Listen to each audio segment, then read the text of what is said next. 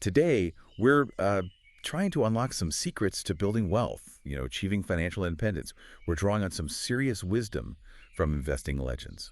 Yeah, so our mission in this deep dive is really to navigate well, let's face it, often complex world of investing. We've gathered a whole stack of sources, and we want to pull out the crucial insights on two main things.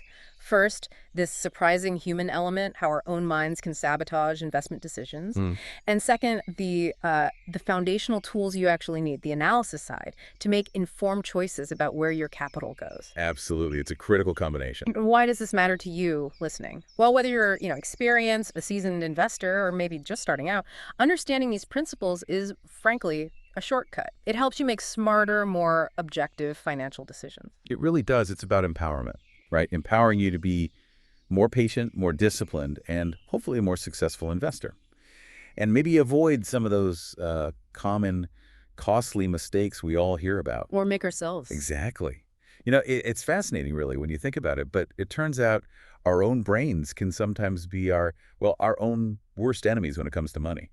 It's absolutely true. And there's a whole field looking at this behavioral finance. It digs into how our psychology, our, cognitive biases really shape our financial decisions. Biases, like mental shortcuts that go wrong. Kind of. These biases often lead to, well, market swings, irrational buying or selling, and yeah, some incredibly costly mistakes. It's basically about how our emotions and these mental shortcuts mess with our ability to process information rationally. Okay, let's unpack one. The first one that often comes up is overconfidence bias, this idea that we maybe overestimate our own skills. That's the one, especially when it's something we think we know a lot about. Like that old statistic, right? Something like 78% of Americans think they're better than average drivers, which is mathematically impossible. Exactly. And you see the same thing in finance. FI&R data shows a striking 64% of investors believe they have a high level of investment knowledge. 64%. Wow. And look, this overconfidence isn't just, a little bit of ego. It can directly lead to taking on way too much risk, making investments based on this inflated idea of your own expertise. And the internet probably doesn't help there, right? Makes it easy to feel like an expert. Oh, absolutely. Online information can really worsen this. It creates this sort of illusion of deep understanding, but maybe without the actual depth. That's pretty sobering. Yeah. Especially when you hear that, what was it, in 2023, only about a quarter of actively managed mutual funds actually beat the market over the last 10 years. Right. So even the pros, quote unquote, struggle to consistently outperform. So what's fascinating here is how, pervasive this overconfidence is, even when the data tells a completely different story. Mm-hmm. It really raises an important question for all of us, doesn't it? How do we actually check ourselves? How do we get real? Yeah, how do you do that? Well, obviously, seeking input from objective financial advisors can help, but also really looking hard at the past performance of your own decisions, not just the winners, the losers too. Ouch. Okay. And another technique is this pre-mortem exercise. You actually imagine things going wrong, say 10 or 15 years down the line, to really logically think through the potential pitfalls before you jump in. Okay, so a pre-mortem. Thinking about the failure beforehand. I like that. Now, beyond just our own confidence, there's this other human thing, right? Herd mentality, Yeah. following the crowd. Yeah, and it's not just simple conformity. This bias kicks in when investors make decisions based mainly on what the group is doing, rather than their own independent analysis. They're missing out. FOMO. That's often the driver. FOMO. Yeah. And it's surprisingly powerful. Some studies suggest just 5% of informed investors can actually influence the decisions of the other 95%. Wait, really? Just 5%? That seems tiny. It does, but think about momentum. It doesn't take much to start a snowball effect, especially in fast-moving markets. So how does an individual investor, protect themselves from getting swept up when everyone seems to be rushing one way? It's hard not to feel that pull. It's incredibly difficult. And this herd behavior is a huge contributor to market bubbles. And on the flip side, panic selling. People sell just because others are selling without really checking the facts for themselves. Right. So to combat it, you absolutely need a plan, a solid investment plan you've thought through beforehand based on history, based on your own tolerance for risk, and things like diversification, having predetermined exit points. They're crucial to stop you from just reacting emotionally. So the plan acts like an anchor. Exactly. And a good financial advisor can often be that, that objective voice in the storm, helping you look at the facts, not just the fear or the greed swirling around. Okay, another one, loss aversion. This is the one where apparently, losing money hurts more than gaining the same amount feels good. I think I feel this one. Oh, most people do. It's a powerful psychological quirk. The pain of a loss feels, well, roughly twice as intense as the pleasure of an equivalent gain for many people. So what does that do to your decisions? It often leads investors to hold on to declining investments way too long, hoping they'll come back, just because realizing the loss feels so bad. Yeah, I've done that. Held onto a stock, thinking it has to recover, even when maybe the rational thing was to cut losses. It's a very common trap. You see it in real estate too, people holding on to properties that are losing money because they're anchored to the purchase price. The key is predetermined exit strategies again, and really trying to assess investments based on their current market value, not what you paid initially. Detach the emotion from the initial price. Easier said than done. But yes, focus on the overall portfolio health, not just one position you're emotionally tied to. Okay, and related maybe is anchoring bias, getting stuck on the first piece of information. Precisely. You place too much weight on that initial data point. Maybe it's the stock's high price from last year or an early positive news report. You ignore newer information. You tend to discount it, yeah. You cling to that anchor, that outdated reference point, even when market conditions have clearly changed. It really inhibits rational decision-making, especially when things are volatile. So how do you fight that? Keep looking at the now. Constantly. Regularly review your portfolio against current market data. Use systematic approaches. Look at multiple indicators, not just one price point. Track the trends. Focus on the factual conditions today, not yesterday's news. Okay, and one more bias. Confirmation bias. Sounds tricky. Seeking out stuff that confirms what we already believe. Exactly. We focus on information that supports our existing beliefs or theses, and we tend to ignore or dismiss evidence that contradicts them. That sounds comfortable, but dangerous for investing. Extremely dangerous. It creates this cozy feedback loop, right? You feel validated, so you don't feel the need to question your own assumptions or, your mental accounting. And you miss things. You can ignore crucial market data, miss big opportunities, or fail to see risks developing. It's especially problematic during, say, a financial crisis when things are shifting rapidly. So the counter strategy is actively look for disagreement. Yes. Actively seek out contrary viewpoints. Challenge your own assumptions. Do research that specifically includes opposing perspectives. Ask yourself, what could prove my thesis wrong?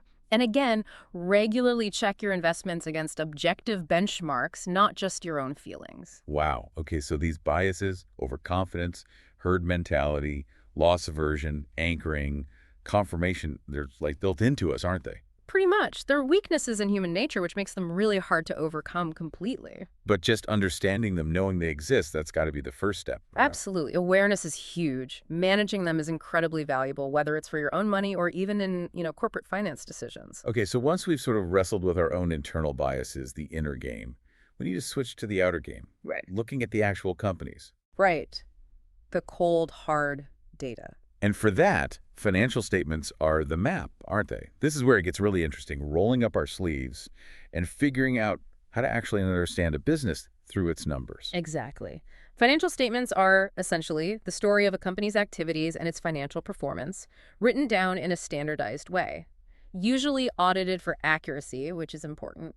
And there are three main ones to really get a handle on. That's right. To assess a company's financial health, you're primarily looking at the balance sheet, the income statement, and the statement of cash flows. Each one tells a different part of the story, but they all fit together. Okay, let's start with the balance sheet. You called it a snapshot, like a photo at one specific moment. Precisely, a snapshot in time. It shows what a company owns its assets and how it paid for those assets, which is either through liabilities, what it owes, or shareholders' equity, the owner's stake.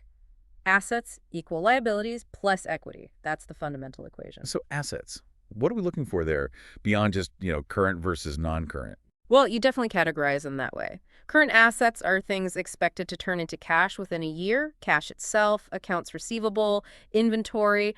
Non-current are held longer, like property, plant, and equipment, PP&E, and also intangible assets. Intangibles, like patents, trademarks. Exactly. Patents, copyrights, trademarks, and also goodwill, which is a bit of a special one. Goodwill. That comes up when a company buys another one, right? Yes, typically. If Company A buys Company B for more than the fair market value of Company B's identifiable net assets, its assets minus liabilities, the difference is recorded as goodwill. It represents things like brand reputation, customer lists, things you can't touch but have value. But it's subjective, isn't it? Can it be a red flag? It can be, because it's based on an estimate of future value. If the acquired company doesn't perform as expected, that goodwill might have to be impaired, meaning written down, which can cause a big hit to earnings later on. So yeah, investors watch large goodwill balances carefully. Okay, so that's assets. Then liabilities, what the company owes. Again, current and non-current. Right. Current liabilities are due within a year, like accounts payable to suppliers, short-term debt. Non-current liabilities are due further out, like long-term bank loans or bonds. What else is important about liabilities? You really want to understand the terms of the debt. Interest rates, maturity dates, any covenants, restrictions the lenders place on the company. And then there are things called commitments, like future obligations under contracts and contingencies. Contingencies. Like lawsuits. Exactly. Potential liabilities from things like lawsuits or warranty claims. They only get recorded on the balance sheet if the loss is considered probable and the amount can be reasonably estimated. So you often have to dig into the notes to the financial statements to find out more about these. Right, the notes. We'll come back to those. And the third part of the balance sheet, shareholders' equity, the owner's piece. Yep, this represents the owner's claim on the assets after all liabilities are paid. Key parts are share capital money raised from selling stock, both common and preferred shares. What's the difference here? Common versus preferred? Common shares usually give you voting rights and a share in the profits via dividends, if the company pays them. Preferred shares typically offer a fixed dividend payment, but often don't have voting rights. They're kind of like a hybrid between debt and equity. Okay. What else is in equity? Retained earnings are really important. That's the cumulative profit the company has earned over time that hasn't been paid out to shareholders as dividends. It's profit that's been reinvested back into the business. So growing retained earnings is usually a good sign. Generally, yes. It means the company is profitable and building its internal resources. There's also sometimes an item called other comprehensive income, which captures certain gains and losses that bypass the regular income statement, like unrealized gains on some investments. It gives a fuller picture of changes in equity. Okay, that's the balance sheet, snapshot. Now, the income statement, this is over a period of time, right? Like a quarter or a year. Yeah. Exactly. It shows the company's profitability over a specific period. It follows accounting principles like accrual and matching, recognizing revenue when earned and expenses when incurred, not necessarily when cash changes hands. That's with revenue at the top. Right. Total sales. Then you subtract expenses to get to the bottom line, which is net income or net loss. What are the key expense lines to watch? Well, you have cost of goods sold, or COGS, the direct costs of producing whatever the company sells, like materials and labor. Subtracting COGS from revenue gives you gross profit. And below that? You have operating expenses, often broken down into things like selling, general, and administrative expenses, SG&A. Think advertising, salaries for office staff, rent, legal fees. Subtracting those gives you operating profit, or EBIT, earnings before interest and taxes, which is a key measure of the core business's profitability. And then things like interest and taxes come out. Correct. Interest expense on debt, then income taxes, and finally you arrive at net income. Investors also look closely at earnings per share, or EPS, which is the net income divided by the number of outstanding shares. Are there other things on the income statement, like one-off gains or losses? Yes, sometimes companies have gains or losses from things outside their main operations, like selling off an old factory or gains from investments. It's important to understand if these are boosting or dragging down the reported net income in a particular period because they might not be recurring. Got it. So income statement shows profitability on an accounting basis. But you mentioned cash earlier. That brings us to the cash flow statement. Why is this one so crucial? Because ultimately, cash is king. A company can report profits on the income statement, maybe because they're booking sales on credit, but if the cash isn't actually coming in the door, they can still go bankrupt. So profit doesn't always equal cash. Not in the short term, no. The cash flow statement reconciles the net income from the income statement to the actual change in the company's cash balance over the period. It shows exactly where cash came from and where it went. It essentially undoes some of those accounting principles, like accrual, to get back to pure cash movements. And it's broken into three main activities. Yes. Operating activities, investing activities, and financing activities. So operating activities, that's the cash from the main business. Exactly. Cash received from customers, less cash paid to suppliers and employees, interest paid, taxes paid. It shows if the core day-to-day business is generating cash. And importantly, non-cash expenses like depreciation and amortization, which were subtracted on the income statement, get added back here because no cash actually went out. Okay, that makes sense. What about investing activities? This section tracks cash used for buying or selling long-term assets. Think purchasing new machinery, buying buildings, or even acquiring other companies. Selling off old assets would show up as a cash inflow here. You want to see if the company is investing for future growth. And financing activities. That's about debt and equity. Precisely. Cash flows related to debt and equity. So issuing new shares brings cash in. Buying back shares uses cash. Taking out new loans brings cash in. Repaying loans uses cash. Paying dividends also uses cash and shows up here. I've heard there are two ways to present the operating section, direct and indirect. Does that matter much? Most companies use the indirect method, which starts with net income and makes adjustments for non-cash items and changes in working capital accounts, like receivables and inventory. The direct method shows actual cash receipts and payments. While the direct method is maybe more intuitive, the indirect method is more common and links directly back to the income statement and balance sheet. At the end of the day, what really matters for an investor is the net cash from operations. Is it positive and strong? Is it growing? How does it compare to net income? That's the lifeblood. If we connect this to the bigger picture then, understanding cash flow is crucial because a profitable company, on paper, can still totally run out of cash. Absolutely critical. It's the oxygen for the business. Yeah. You also watch changes in working capital. Are receivables piling up, absorbing cash? Is inventory growing too fast? You look at PPE investment. Are they maintaining their productive capacity? And you look at the financing section to see if they need external funds or if operations are generating enough surplus cash. Okay, so those are the big three statements. But you mentioned the notes to financial statements earlier. They sound important. Incredibly important. Often they're where the real details are hidden. They provide context and explanations that you just can't fit into the main statements. Like what kind of details? Things like the specific accounting policies the company uses. How do they value inventory? When do they recognize revenue? There can be choices here. Also, detailed breakdowns of debt schedules, information about leases, pension plan details, segments of the business, and more detail on those contingencies like lawsuits. So you really have to read the notes to understand the numbers properly. You absolutely do. Skipping the notes is like reading only the chapter summaries of a book. You miss the nuance, the plot twists, the potential red flags. And all of this, the statements, the notes, usually comes packaged in the annual report, right? Yes. The annual report is the big, comprehensive document.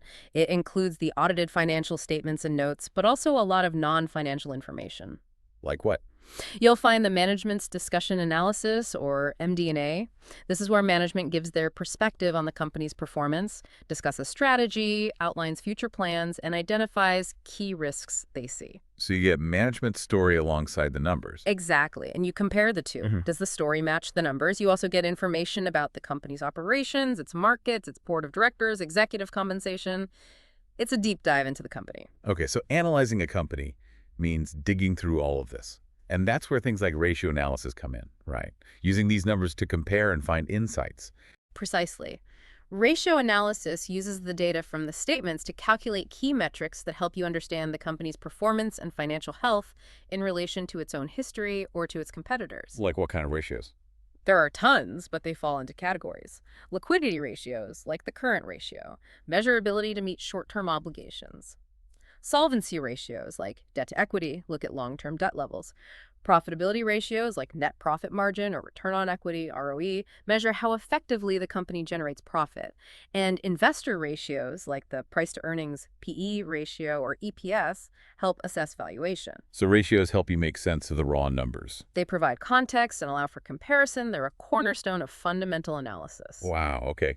That's a lot on the analysis side. Now let's try and bring it all together. Thinking about someone who really mastered this combination of mindset and analysis, Warren Buffett. Ah, yes, the Oracle of Omaha. He truly seems to embody how you combine that disciplined mindset we talked about earlier, managing the biases, with really deep business analysis. Absolutely. His entire philosophy comes from the Benjamin Graham School of Value Investing, which means fundamentally looking for securities stocks that are selling for significantly less than their underlying or intrinsic worth. So finding bargains based on the business reality, not just the stock price hype. Exactly.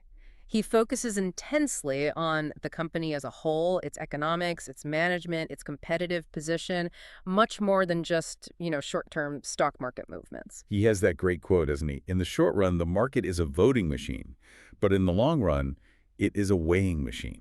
What's that really mean for us? It's such a powerful idea. It means market sentiment, popularity, news headlines, that's the voting machine, driving prices up and down day to day. But over time, the market eventually recognizes the true weight, the actual underlying value of the business. So patience pays off if you've correctly weighed the business. Okay, let's dig into some of his famous rules. Rule number one, never lose money. Followed by rule number two, never forget rule number one. Sounds simple, maybe too simple. It sounds simple, but it's incredibly profound. It's not about avoiding any possible loss on any investment. That's impossible. It's about capital preservation. It's about avoiding large, permanent losses that are really hard to recover from. Like if you lose 50%, you need to gain 100% just to get back to even. Exactly. That math is brutal.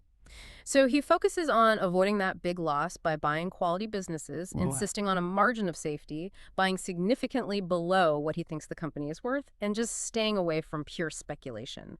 It's about managing downside risk above all else. Okay, so it's not never lose a dollar, it's don't take catastrophic risks. Then there's his advice to buy wonderful companies at a fair price, not just cheap companies. Right. This was actually an evolution in his thinking, influenced by his partner Charlie Munger. Early Buffett was more purely grab-by, statistically cheap, even mediocre companies. Later, Buffett realized it's often better to buy a truly excellent business with strong competitive advantages, even if you have to pay a price that looks, well, fair rather than dirt cheap. Because the quality helps them endure and grow, like Apple or Coca-Cola in his portfolio. Precisely. Those high-quality companies with great economics and strong competitive positions, their moats, tend to keep compounding value over long periods. They might rarely look super cheap on paper, but their quality makes the price fair. And he talks a lot about patience and decisiveness. That quote, opportunities come infrequently. When it rains gold, put out the bucket, not the thimble. Yeah, classic Buffett. It means you have to be patient, sometimes for years, building up cash when prices are high or opportunities aren't compelling. But when a great opportunity does appear, often during market panic or downturns, you need the courage and the capital to act decisively and invest significantly. Which ties into being fearful when others are greedy and greedy when others are fearful. It's contrarian thinking. Deeply contrarian. It recognizes that market prices are often driven by emotion greed, pushing prices too high, fear pushing them too low. The biggest opportunities often arise when fear is rampant and everyone else is selling. That's when the wonderful companies might actually go on sale at a truly attractive price. So much of this seems to come back to emotional control. He says temperament, not intellect, is the key. He stresses this constantly. You don't need a genius IQ to be a great investor, but you do need emotional discipline. The ability to think independently, to remain rational when others are panicking or euphoric, to focus on the business facts, not the market noise. That's temperament. And part of that temperament is patience, like his no-cold strike game analogy. You don't just swing at every pitch the market throws you. Exactly. Unlike baseball, in investing, there are no called strikes. You can stand at the plate and watch thousands of pitches investment ideas go by. You only need to swing when one comes along that's right in your sweet spot, an opportunity you understand well, and that offers a high probability of success and a low risk of striking out or losing significant money. Which leads directly to another rule. Pick businesses you understand. Stick to your circle of competence. Absolutely crucial. He famously avoids investing in things he doesn't feel he can understand or predict with reasonable confidence. Like passing on Google and Amazon early on, right? Yeah. Because he felt tech wasn't in his circle. Correct. He admitted he just didn't have the expertise to confidently assess their long-term competitive advantages and future paths back then. It's about intellectual honesty, knowing what you know and knowing what you don't know. What's your circle of competence? That's a really important question for any investor to ask themselves, isn't it? It really is. And you need to be honest about its boundaries. And related to that long-term understanding is his 10-year ownership rule. If you wouldn't hold it for 10 years, don't hold it for 10 minutes. It really forces a long-term perspective. It pushes you to think about the durability of the business, its management, its competitive position over a decade or more, not just the next quarter's earnings. It treats stock ownership as owning a piece of a real business, which is exactly what it is. And when he analyzes these businesses, he's using those key financial metrics we talked about earlier, right? ROE, debt levels, margins. Oh, definitely. He's looking for companies that consistently earn high returns on the equity shareholders have invested, high ROE, without using excessive debt, reasonable debt to equity ratio, and that maintain healthy profit margins, indicating efficiency and pricing power. He's putting that financial statement analysis to practical use. And he looks for that protective moat, a competitive advantage. Yes, a sustainable competitive advantage that protects the company from competitors, allowing it to earn those high returns on capital over time. It could be a strong brand like Coca-Cola, network effects like some tech companies, low-cost production advantages, or high switching costs for customers. Without a moat, competition eventually erodes high profits. Okay, and then the hardest part, maybe, is it cheap? Figuring out that intrinsic value. This is arguably the most challenging step. Accurately estimating what a business is truly worth based on its future earnings potential, its assets, maybe intangible factors like its brand, and then comparing that intrinsic value estimate to the current stock market price, its market capitalization. The goal is to buy only when the market price is significantly below your calculated intrinsic value. That's the margin of safety. That takes serious skill and judgment. It does. It's more art than science often, which is why he also uses analogies like the punch card idea. Imagine you only have a punch card with 20 slots for your entire investing life. Each investment uses up a slot. Wow, only 20 decisions. That would make you think really hard about each one. Exactly. It encourages intense focus, deep research, and very high conviction before making any investment. You wouldn't waste a punch on a mediocre idea. And finally, that vivid image. Swimming naked when the tide goes out. Yeah. It means bull markets, when everything's going up, can hide a lot of mistakes or mask weak businesses. Everyone looks smart. But when the market tide goes out during a downturn or crash, that's when you see who was taking excessive risks, who was over-leveraged, who didn't have a solid foundation. Those are the ones swimming naked. His approach is about being prepared, being clothed for when the tide inevitably turns. So much wisdom there. And underpinning a lot of it is the sheer power of compounding. The eighth wonder of the world, as Einstein supposedly called it. Right. Can you give us a feel for just how powerful is it? That example you mentioned earlier? Sure. Think about someone saving, say, $500 a month.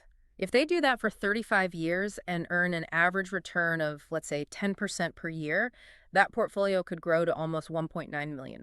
Wow. And how much of that is their actual savings versus the growth? That's the amazing part. Over 35 years, they would have put in $210,000, 500 by 12 by 35. The remaining amount, nearly $1.7 million, is purely from the returns compounding on themselves, growth on growth. That's staggering. The bulk of it is the compounding effect. Absolutely. Now, you have to factor in inflation, of course. That $1.9 million won't buy as much in 35 years. If it generated, say, $90,000 a year, that might feel more like $38,000 in today's purchasing power, assuming around 2.5% inflation.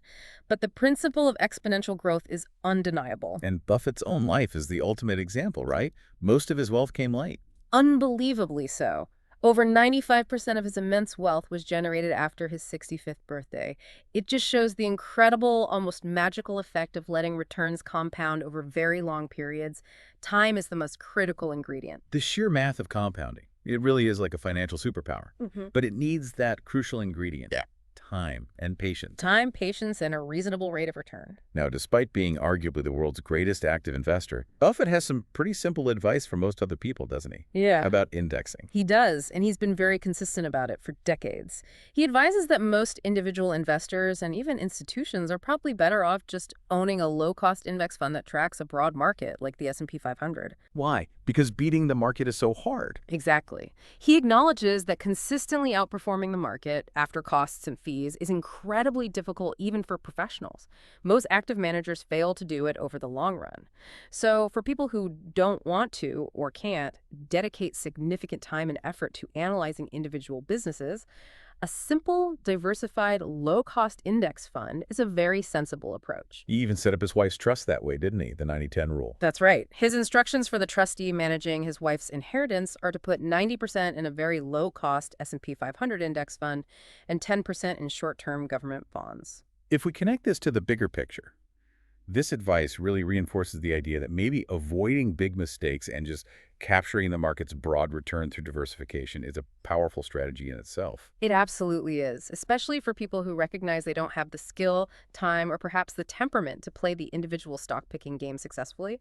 It's a strategy focused on participation and cost minimization rather than trying to outperform. So, okay, let's try to wrap this up. We've covered a lot today. Successful investing, it seems, is this really interesting blend. You've got to understand your own psychology, manage those biases we talked about. Definitely. Inner game. Then you need the tools for rigorous financial analysis, actually decoding those company statements. The outer game, the analysis. And then you need to apply these time-tested principles, like Buffett's focus on quality, on patience, on finding that intrinsic value. The long-term philosophy. And hopefully, putting all this together empowers you, the listener, to make more informed, more objective decisions. Reduce your risk, maybe, and build wealth over the long haul. Even if your decision after all this is simply to use index funds, understanding the underlying principles is still valuable. Absolutely. Knowing why indexing works or why avoiding behavioral traps matters makes you a better, more committed investor regardless of the specific strategy. Right. It gives you the foundation to stick with your plan. Okay, so here's a final thought to leave you with, something to mull over. Consider this. If Warren Buffett, this icon of investing, attributes over 95% of his incredible wealth to the power of compounding after he turns 65, what overlooked long-term investments might exist in your own life? Things beyond just money, maybe skills, relationships, health that could be quietly compounding for your future, if only you nurtured them with that same kind of patience and discipline.